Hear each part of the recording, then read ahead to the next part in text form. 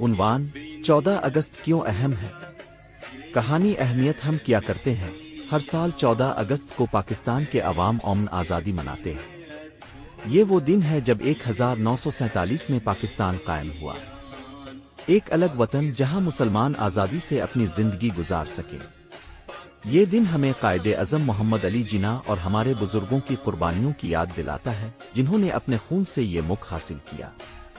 لاکھوں لوگ ہجرت کر کے آئے، کئی شہید ہو گئے، تب جا کر پاکستان ہمیں ملا۔ ہم اس دن کو مناتے ہیں تاکہ ان قربانیوں کو یاد رکھا جا سکے۔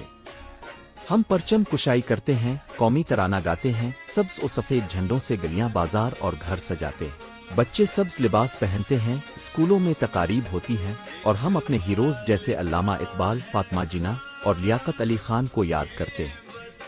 آئے وعدہ کریں کہ ہم پاکستان کو ہمیشہ محفوظ، مضبوط اور متحد رکھیں گے۔ پاکستان زندہ باد۔